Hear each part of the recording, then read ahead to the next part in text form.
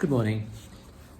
Simon Sinek is a person who gives very, very good leadership talks.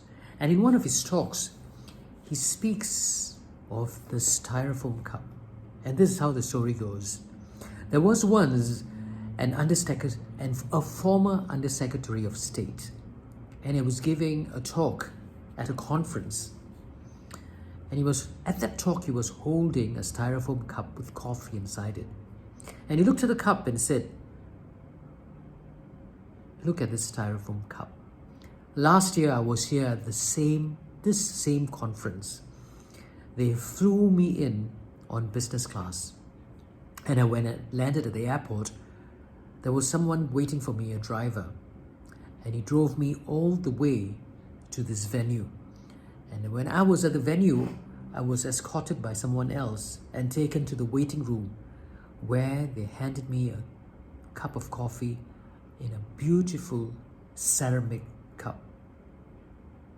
1 year later, I'm no longer the Undersecretary of Defense. Today, I had to find my own way here on a budget flight. I landed at the airport, took a train to the nearest station, and then I took a cab here. When I came here, there was nobody waiting for me.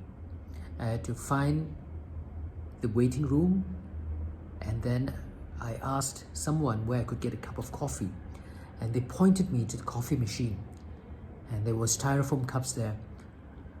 I poured myself a cup of coffee into the styrofoam cup, which you see me holding now.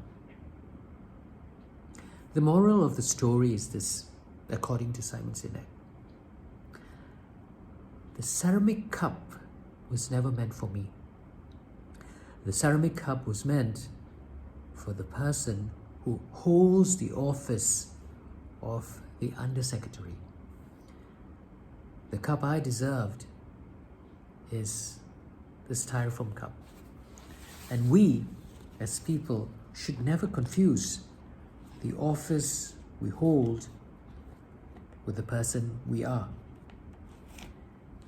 And we have to remember that it is our character that defines us, and not the position or the office we hold. And today's reading is taken from the Holy Gospel according to Luke, chapter 16, verses 9 to 15. Jesus said to his disciples, "I tell you this, use money tainted as it is to win new friends, and thus make sure that when it fails you, they will welcome you into the tents of eternity. The man who can be trusted in little things can be trusted in great.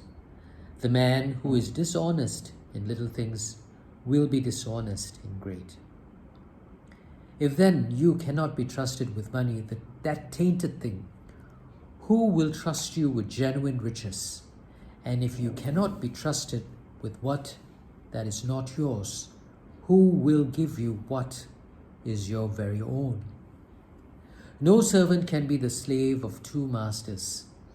He will either hate the first and love the second, or treat the first with respect and the second with scorn. You cannot be the slave both of God and of money." The Pharisees, who loved money, heard all this and laughed at him. He said to them, "You are the very ones who pass yourselves off as virtuous in people's sight. But God knows your hearts, for what is thought highly of by men is loathsome in the sight of God."